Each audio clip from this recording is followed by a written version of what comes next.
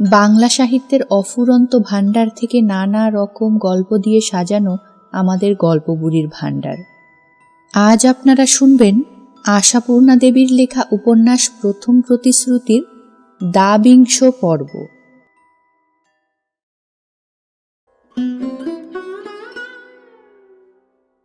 কথায় আছে মাটি বোবা, কিন্তু কলকাতার মাটি বোধ করি কথা কয়।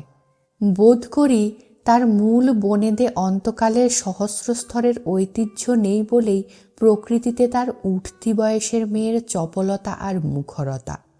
সেই মুখরতার ঝাপটায় সে মুখকে বাচাল করে তুলতে পারে। তাই কলকাতার বাসিন্দারা কিছু না শিখেও পণ্ডিত, কিছু না বুঝেও বোদ্ধা। সত্য বলে, এ নাকি শুধু কলকাতার হাওয়ারই নয়, কলের জলেরও গুণ। তা হতেও পারে। আদি অন্তকাল তো লোকে পৃথিবীর গহ্বর থেকেই আজলা ভরে নিয়ে তৃষ্ণা নিবারণ করেছে, জীবনযাত্রার প্রয়োজন মিটিয়েছে। যেখানে সে গহ্বর আছে ভালোই, যেখানে নেই সেখানে কোদাল চালিয়ে গহ্বর খুঁড়েছে। তারপর তার কাছে এসেছে ঘট নিয়ে, কলসি নিয়ে, ভরে নিয়ে গেছে অসময়ের জন্যে। কে কবে মাটির নিচে নল চালিয়ে জলকে হাতের মুঠোয় মুঠোয় পৌঁছে দিয়ে তাকে হুকুমের চাকর বানিয়ে ফেলবার কল গড়তে শিখেছিল? শেখেনি, কলকাতা শিখে ফেলেছে। জলহেন দুর্লভ বস্তু কল মোচড় দিলেই তাকে আদায় করছে। এ কি কম তাজ্জব? এ জলের বিশেষ গুণ শরীরে বর্তাবে বইকি। আর কিছু না হোক, কলের জলটা সাহসের যোগানদার। নইলে আর নবকুমারের সাহস হয় ভবতোষ মাস্টারকে মুখের ওপর বলতে, আমরা আপনাকে ত্যাগ করলাম মাস্টার মশাই, ভবিষ্যতে আপনি আর আমাদের বাড়িতে মাথা গলাতে আসবেন না। বলেছে। সে খবরটা নবকুমার নিজেই গিয়ে পৌঁছে দিল নিতাইকে। বলল, রেখে ঢেকে বললাম না বুঝলি, আচ্ছা করে শুনিয়ে দিলাম। যখন মান্যের ছিল তখন মান্য করেছি। এখন উনি যদি মান্যের মর্যাদা নিয়ে ঘুচিয়ে গালে মুখে চুনকালি লেপেন, মান্য রাখবার দায় আমার নয়। এই বুড়ো বয়সে যদি উনি ধর্ম খোয়াতে পারেন, মানুষের ছেদ্দাভক্তি ভালোবাসা সবই খোয়াতে হবে। ছি ছি, কি করে যে এত দুর্মতি হলো মাস্টারের, ভেবে কুল কিনারা পাচ্ছি না। বিদেশ বিভুঁই জায়গায় একটা অভিভাবকের মতো ছিলেন, সেটা ঘুচল। নিতাই একটু পরিতৃপ্তির হাসি হেসে বলে, সম্পর্ক আর রাখবি না তাহলে?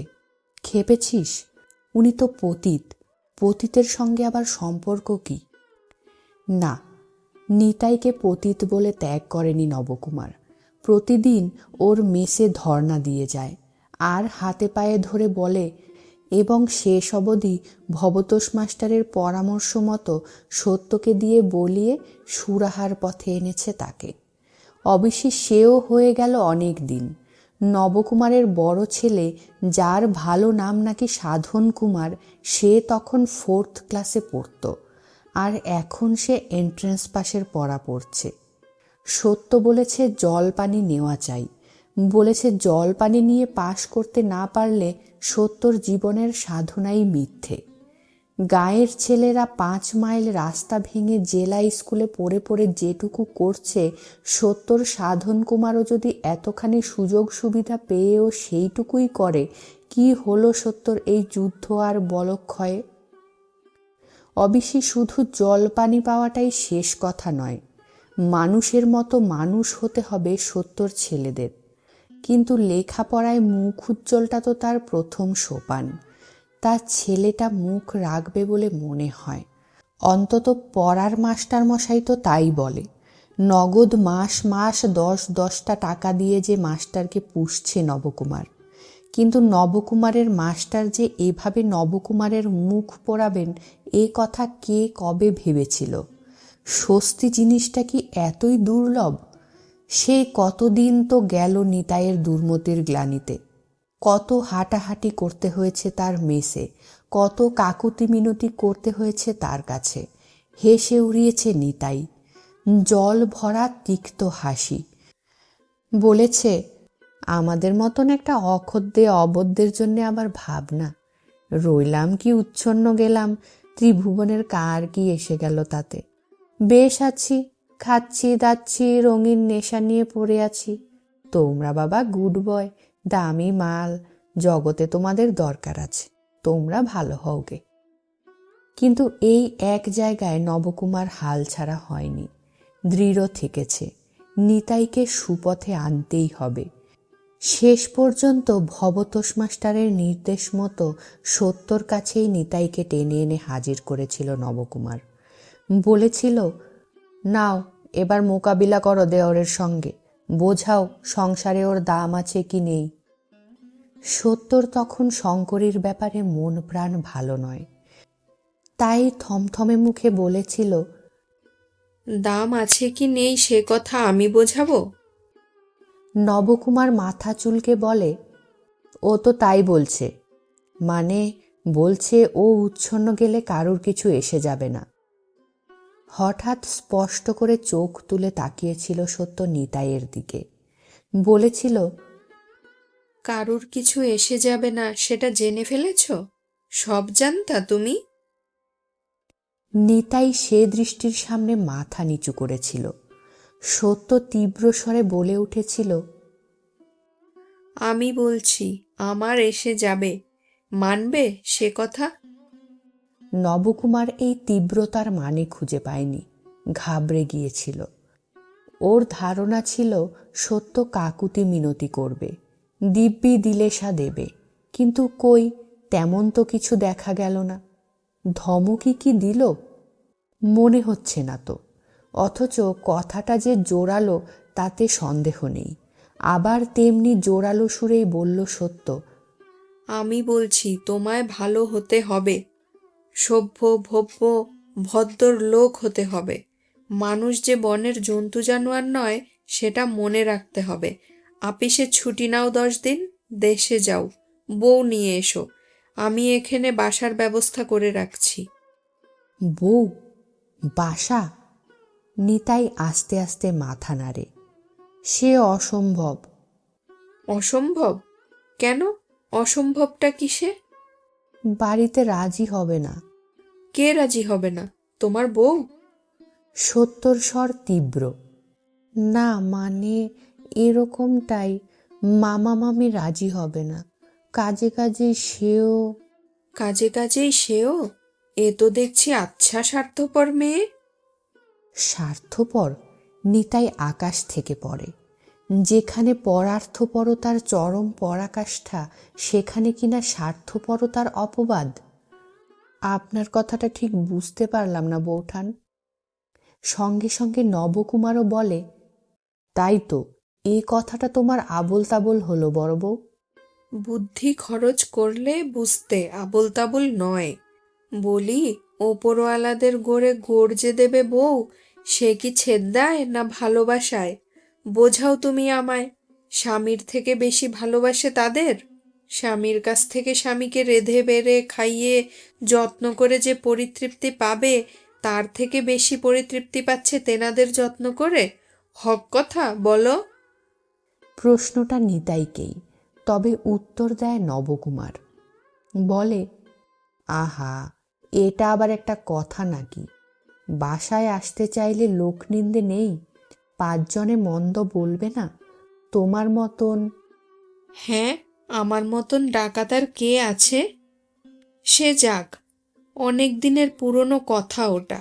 বলি, 5 জন আমায় একটু মন্দ বলবে এই ভয়ে স্বামীহেন বস্তুকে ভাসিয়ে দেব, হোটেলের ভাতে ছেড়ে দিয়ে শরীর স্বাস্থ্য ঘোচাবো তার, উচ্ছন্নতার পথে যেতে দেব তাকে, এটা স্বার্থপরতা নয়? 5 জনে মন্দ বললে কি আমার গায়ে ফোসকা পড়বে? কাজটা যে মন্দ নয় সেটা আমার অন্তরাত্মা বুঝবে না? সে তো আবার বাঁজা মানুষ। কি নিয়ে আছে শুনি? উদয়াস্ত জগতের যাবতীয় ওঁচা কাজ নিয়ে পড়ে আছে, তার বিনিময়ে লোকে সুখ্যাতি করছে। এই কি একটা মনুষ্যের জীবন? আমি তোমায় বলছি ঠাকুরপো, যদি নিজের হিত চাও বউকে নিজের কাছে এনে রাখো, বাসা আমি দেখছি। হঠাৎ আরও একদিনের মতো নিতাই একটা কাজ করে বসে। হেঁট হয়ে সত্যর দু পায়ে হাত দিয়ে সে হাত মাথায় ঠেকিয়ে বলে, নিজের হিত অহিত আমি বুঝি না বৌঠান, বুঝি শুধু আপনাকে। আপনি যদি হুকুম করেন তাহলেই। হ্যাঁ, হুকুমই করছি আমি। হুকুম করছি মানুষের মতো ঘর সংসার করো, অলীক স্বপ্ন নিয়ে মাথা ঘামিও না। নিতাই চলে যায়। সত্য চলে যায় নিজের কাজে। নবকুমার বোকার মতো দাঁড়িয়ে থাকে ফেল ফেলিয়ে। প্রকৃত ঘটনা যে কি ঘটল তা যেন অনুধাবন করতে পারছে না, অথচ ওর চোখের ওপরই এমন একটা কিছু ঘটল যেটা ঠিক সচরাচরের নয়, এ বোধ আসছে। সত্য আর নিতাই যেন উর্দু, ফার্সি, অন্য আর এক ভাষায় কথা বলল। অথচ সত্যকে এখন জিজ্ঞেস করে ব্যস্ত করাও চলে না। শঙ্করীর কীর্তিতে সত্য নিতান্তই মনমরা এখন। সত্যি শঙ্করী যে সত্যর সঙ্গে এত বড় শত্রুতা সাধবে এ কি সত্য স্বপ্নেও ভেবেছিল? এ যেন পূর্বজন্মের শত্রুতার ঋণ শোধ করে গেল শঙ্করী। নইলে চিরদিনের হারিয়ে যাওয়া মানুষটা একদিনের তরে মনের কোণেও যাকে আনেনি, সে হঠাৎ এমন আচমকা দেখাই বা দেবে কেন, চেনাই বা করবে কেন? কত সুখে কাটাচ্ছিল সত্য, হঠাৎ যেন শঙ্করী তার সেই সুখের প্রাণে একটা ছুরির আঁচড় টেনে ক্ষত করে দিয়ে গেল। সেই যে গল্পে আছে কবর থেকে প্রেতাত্মা উঠে এসে মানুষকে যন্ত্রণা দেয়, সেই প্রেতাত্মার মতোই করল শঙ্করী। কি করেছিল সত্য তার কাছে যে এইভাবে দাগা দিয়ে গেল সত্যকে? বাবাকে চিঠি লিখেছিল সত্য, শঙ্করীকে পাওয়ার খবর জানিয়ে। বাবা কি বলেন না বলেন জানতে। সে চিঠির জবাব আসার আগেই নতুন খবর ঘটালো শঙ্করী। দুদিনও তর সইল না তার। এ যেন সত্যিই সত্যকে ধরল, আর ধারালো অস্তরখানা সানিয়ে তুলে বসিয়ে দিল সত্যর বুকের মাঝখানে। এই দীর্ঘকাল ধরে শত লাঞ্ছনা আর শত ধিক্কারের ভাত খেয়ে খেয়ে যে প্রাণটাকে পুষে রেখেছিল শঙ্করী, একটা দিন সত্যর কাছে ভালোবাসার ভাত খেয়ে হেলায় বিসর্জন দিলে সেই প্রাণটাকে। এর চাইতে ভয়ঙ্কর নিষ্ঠুরতা আর কি আছে? খবরটা শুনেই সত্য মাথায় হাত দিয়ে বসে পড়ে সেই কথাই বলেছিল। জানি, জানতাম, চিরকেলে পাষাণো মেয়ে মানুষ এত বড় নিষ্ঠুর, উফ। তারপর ডাক ছেড়ে বলে উঠেছিল, ওগো বউ, কুক্ষণে আমার সঙ্গে দেখা হয়েছিল তোমার। কুক্ষণে আমি বলেছিলাম তোমার মেয়েটার ভার নেব। কেন মরতে বললাম গো, না বললে তো তুমি এমনভাবে দায়মুক্ত হতে পারতে না। তা কথাটা তো ভুল নয়। সুহাসের দায়েই তো এ যাবৎকাল এত বড় গ্লানির জীবন বয়ে বেড়াচ্ছিল শঙ্করী। সে দায় থেকে মুক্ত হলো বলেই তো, নাকি শুধু সাময়িক উত্তেজনার ফল? মেয়ে যখন মায়ের সঙ্গে কোদল করে বলে বসেছিল, আমি যখন এতই গলার পাথর তোমার, সে পাথর সরিয়ে দিয়ে যাব, তখন কি শঙ্করীর মুখে একটা ক্রুদ্ধ আক্রোশের তীব্র হাসি ফুটে উঠেছিল? ভেবেছিল কি বটে, চিরকাল আমিই শুধু জব্দ হব তোমার কাছে? পাপের প্রায়শ্চিত্তির আর হচ্ছে না আমার? জন্মাবধি জব্দ করে রেখেছ তুমি আমাকে, আবার মরে জব্দ করতে চাও?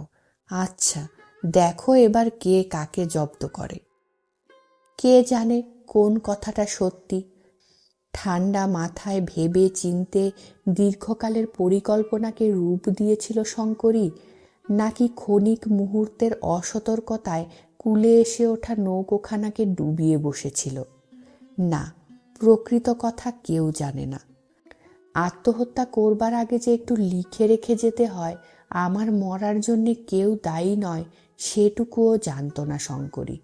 অথবা সে রেওয়াজ তখনও চালু হয়নি।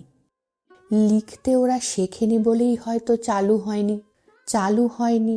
তাই রাত পোয়াতেই দত্তদের বাড়ির অন্দরে হৈ হৈ উঠল। রাতে রান্নাঘরের পাশের ঘরে আড়ায় দড়ি বেঁধে ঝুলে মরেছে পান সাজনী বামুন দিদি। ও মা, কেন গো, কি দুঃখে? এই যে কাল আহ্লাদের সাগরে ভাসছিল, দেশের লোকের সন্ধান খবর পেয়ে তাদের কাছে আদরের ভাত খেয়ে চাকরি ছেড়ে দিয়ে চলে যাবই তো বলেছিল দেশের লোক চিরকালের চেনা জানা ছাড়ছে না, মেয়েটার শুদ্ধ ভার নেবে, এ সুযোগ ছাড়তে পারবো না মা, অনেক দিন তো দাস্যবৃত্তি করলাম। কালীতলায় নাকি পরিচয় হয়েছিল, কিন্তু মানুষটা আর কেউ না, দত্তদের 7 নম্বর বাড়ির সেই অহংকারী ভাড়াটে। তার কাছেই আশ্রয়ের আশ্বাস পেয়েছিল সে। চলেই যেত, তবে দিনকালের ছুতো দেখিয়ে বলেছিল, চৈত পৌষ ভাদ্র এ 3টে মাসে পোষা বেড়ালকেও বিদে দিতে নেই মা, দিলে গেরস্থের অকল্যাণ। এতদিন নেমক খেলাম, অকল্যাণ করব না তোমার, এ মাসটা আর যাব না। হঠাৎ সেই সদ্বুদ্ধি কি করে বিনষ্ট হলো শঙ্করীর, কি করে বিস্মৃত হলো সে নিমকের ঋণ। তাই অদিনে অক্ষণে গেরস্থের অকল্যাণ ঘটিয়ে চিরদিনের মতো বিদায় হয়ে গেল। হই হই হলো, তবে নাকি বড় মানুষের অন্দর আর দিন দুঃখী চাকরানি বিধবার প্রাণ, তাই সে হই হই ফুটল আর মরল। থানা পুলিশ তো দূরের কথা, বৈঠকখানার কর্তারাও সবাই টের পেলেন কি না পেলেন, অন্তত টের পেয়েছেন এ লক্ষণ প্রকাশ পেল না তাদের আচরণে। গড়গড়ার একটানা শব্দটার একবার হয়তো একটু ছন্দপতন হলো, গলা থেকে একবার হয়তো একটু হুঙ্কার উঠল, তার বেশি নয়। দত্তদের খিড়কির দরজা দিয়ে বার হয়ে গেল শঙ্করীর মৃতদেহ। নিজের দরজায় কাঠ হয়ে দাঁড়িয়ে দাঁড়িয়ে দেখল সত্য। যখন চলে গেল, চোখ ছাড়া হয়ে গেল, হাত দুটো একবার তুলে নমস্কার করে মনে মনে বলল, এত পতনেও ভেতরে ভেতরে তুমি খাড়া তেজি ছিলে বউ, বুঝতে পারছি। তাই ছোট ননদের করুণার আশ্রয়ে থাকতে আর রইলে না। সবাই শুধোচ্ছে, কারণ কারণ হারে হারে বুঝছি আমিই কারণ। কি করব আমার নিয়তি, ভগবান যাকে যার নিমিত্ত করেন। ঠিক ওই সময় ও বাড়ি থেকে একজন দাসী ডাকতে এলো সত্যকে। বড় গিন্নিমা ডাকতিছে। সত্য দ্বিরুক্তি করল না, হয়তো এই ডাকটির প্রতীক্ষাই করছিল। অবশ্য ডেকে ওকে সন্দেশ খাওয়াবেন দত্তগিন্নি এমন আশা করাও হেতু ছিল না। তবে এতটাও ভাবেনি সত্য, ভাবেনি ন ভূত ন ভবিষ্যতি করে গাল পারবেন তিনি তার 7 নম্বরের প্রজার বউকে। একবার যেন পুলিশেরও ভয় দেখালেন, কারণ দশধর্মে সাক্ষী দেবে। সত্যর পরামর্শতেই হঠাৎ সাদাসিধে ভালো মানুষটা কেমন বিগড়ে গেছিল। তুমি ওর মৃত্যুর কারণ, নইলে বেশ তো ছিল এ যাবৎ, বললেন দত্তগিন্নি। সত্য মাথা নিচু করে সব অভিযোগ মেনে নিয়ে শুধু বলল, যা হবার তা তো হয়েই গেল, মেয়েটাকে আমায় দিন। তোমায় দেব মেয়েটাকে? অমন একটা রূপবতী উঠতি বয়সের মেয়েকে অমনি এক কথায় বিলিয়ে দেবেন এত বোকা নয় দত্তগিন্নি। ও জিনিস হলো হাতের একটা হাতিয়ার, ওকে দিয়ে সময়ে অসময়ে কত কাজ হাসিল হতে পারে, কত কাজে লাগতে পারে। তাই ভুরু কুচকে বলেন তিনি, তোমায় দেব মানে? তুমি কি ওর অছি? তোমার সংসারেই থাকবে ও, যেমন ওর মা ছিল? সত্য মুখ তুলে প্রশ্ন করে, পানসাজনী চাকরানি হয়ে? দত্তগিন্নি কালী মুখে কঠিন গলায় বলেন, তা চাকরানির মেয়ে চাকরানি হবে না তো কি রাজরানী হবে? তবে কিনা আমাদের ঘরের পুরুষ বেটা ছেলেদের দয়ার শরীর, নজরে পড়তে পারলে তাও হওয়া আশ্চর্যই নয়। এই বিষাক্ত হুলটা যে দত্তগিন্নি জেনে বুঝে ইচ্ছে করে ফোটালেন তাতে আর সন্দেহ কি। আসল কথা, শঙ্করীর মরণটার জন্যে আগাগোড়া সত্যকেই দায়ী করে বসে আছেন তিনি।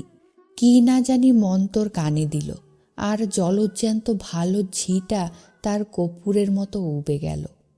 এর উপর আবার তার মেয়েটাকে দাবি করতে আসছে। ওরে আমার কে রে? তোমার অহংকার ভাঙবার দিন এবার এসেছে আমার। বুঝেছি তোমার ভেতরের শ্বাস। ওই সুহাসের মা তোমার দেশের লোক, কন্যা আত্মীয়ই। তুমিও তবে সেই পদেরই লোক। মুখে অহংকার দেখিয়ে আমার সঙ্গে টেক্কা। সত্যবতী দত্তগিন্নির মনের কথাটা বোধ করি মুখের ভাষা থেকেই আবিষ্কার করে ফেলে। তাই বিচলিত হব না প্রতিজ্ঞা করেই বলে, তাহলে তো সুবিধেই। আপনাদের ঘরের পুরুষদের যখন এত দয়ার শরীর, তখন আর ওর কি গতি হবে ভেবে কাতর হই কেন? সদ্গতিই হবে মনে হচ্ছে। দত্তগিন্নি ভুরু কুঁচকে বলেন, কি বললে? ওই তো বললাম। সদ্গতির কথা কি বললে? ওই তো বললাম, যদি বুঝতে না পেরে থাকেন তবে বোঝাতে পারবো না, পরে বুঝবেন। আচ্ছা, তাহলে যেতে অনুমতি দিন। দত্তগিন্নি আবার নিজ মূর্তি ধরলেন, বললেন, তোমায় আমি পুলিশে দিতে পারি জানো। বলতে পারি আমার লোক তোমার প্ররোচনায় মরেছে। সত্য মৃদু হেসে বলে, তবে সেই চেষ্টাই করুন। কিন্তু আপাতত আপনাদের কোনো দাসী কি ছোট ছেলেকে আমার সঙ্গে দিন, দেখিয়ে দেবে কোথায় আপনাদের বৈঠকখানা। বৈঠকখানা দেখিয়ে দেবে? বৈঠকখানায় যাবে তুমি? তোমার মতলবখানা কি তাই বলো তো? দয়ার মানুষদের কাছে একটু ভিক্ষে চাইব, বামুনের মেয়ের তাতে দোষ নেই। এ তো আচ্ছা জাহাবাজ মাগি। দত্তগিন্নি তেড়ে খাট থেকে উঠে দুমদুম করে মাটিতে নেমে আসেন। বলেন, তোমার রীতিনীতি তো ভালো দেখছি না। বৈঠকখানা বাড়িতে গিয়ে পুরুষদের কাছে কি ছলাকলা করতে যাবে শুনি? বলি, একটু লাজ লাগবে না? সত্যর মাথার কাপড়টা খসে পড়েছিল। সত্যর মুখটা লাল হয়ে উঠেছিল। দুটোকেই সংবরণ করে সত্য শান্ত সুরে বলে, লজ্জার কি আছে? সদ্যুর মাত্রেই ব্রাহ্মণ কন্যার সন্তান তুল্য। সন্তানের কাছে মায়ের লজ্জার কথাটা উঠবে কেন? তারপর কিসে কি হলো দত্তগিন্নির অজ্ঞাত। তবে সুহাসিনীকে সত্যর সংসারেই ভর্তি করে দিতে হলো তাকে। মেজ কর্তা অর্থাৎ মেজ দেওর চটি ফটাতে ফটাতে অন্দরে ঢুকে এসে আদেশ দিলেন, ওই বামনি মাগির মেয়েটাকে 7 নম্বর বাড়িতে চালান করে দাও গে বড় বউ। মেয়েটা নাকি ওদের দেশের লোক। বউ মরা দেওর বলতে গেলে বড়গিন্নির হাতের মুঠোর সম্পত্তি। তাই ভ্রুভঙ্গি করে প্রশ্ন করেন তিনি, কে কার দেশের লোক সে খবর তোমার কানে আসে কোথা থেকে? আসে কোথা থেকে? শোনো কথা, কানে গিয়ে ঢেলে দিয়ে এলে আসবে না? ওই বারুজ্যের পরিবার তো নিজে গিয়ে বলল। বলল? তোমার সঙ্গে কথা কয়ে বলল?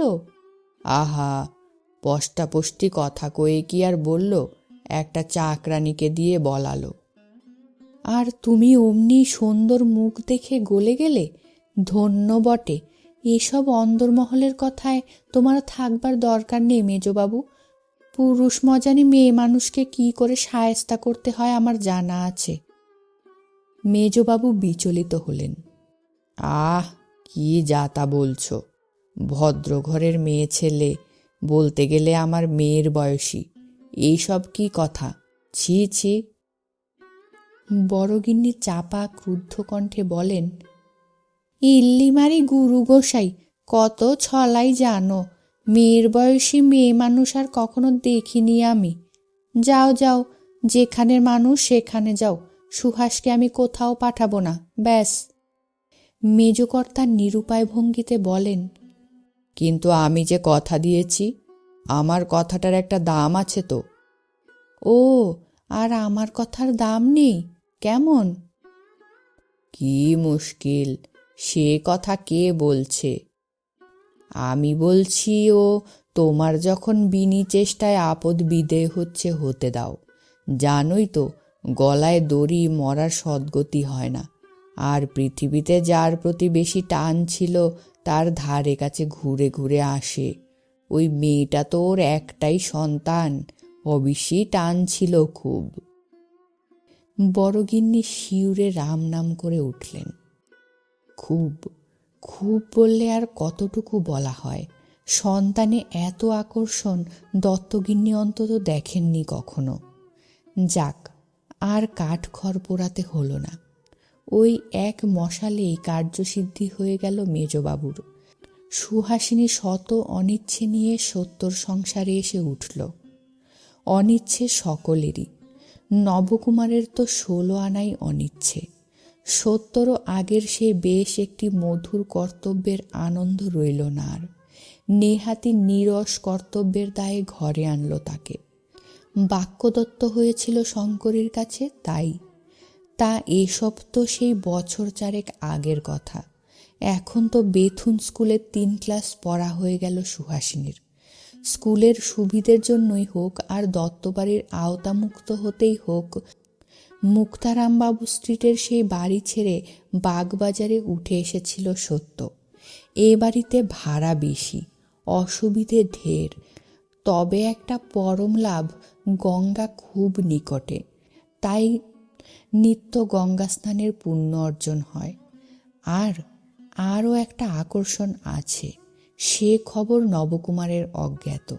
নবকুমারের অজানিতেই দুপুরবেলা একটা জায়গায় আনাগোনা শুরু করেছে সত্য। যাক, সে তো নবকুমারের অজানিতেই। তার জন্যে নবকুমারের সুখ দুঃখ নেই, মোটামুটি সুখেই তো থাকবার কথা তার। কারণ বাড়ির ভাড়া যেমন বেড়েছে, তেমনি অফিসের মাইনেও তার বেড়েছে অনেক। ছেলে দুটি প্রত্যেক বছর ফার্স্ট সেকেন্ড হয়ে ক্লাসে উঠেছে, একজন পাশ দিয়েছে। সত্যর অটুট স্বাস্থ্য আর অপরিসীম কর্মক্ষমতা সংসারটিকে একখানি নিটোল মুক্তোর মতো করে রেখেছে।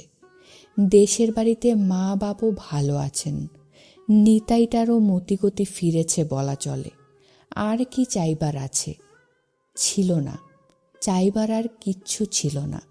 কিন্তু হঠাৎ ভয়ানক একটা লোকসান ঘটে গেল। হ্যাঁ, হঠাৎই। আর যা হয়েছে তার চারা নেই। বিনা মেঘে বজ্রাঘাত ঘটেছে নবকুমারের। 16 সুখে বিষাদ। ভবতোষ মাস্টার ব্রাহ্মধর্ম গ্রহণ করেছেন, পতিত হয়েছেন।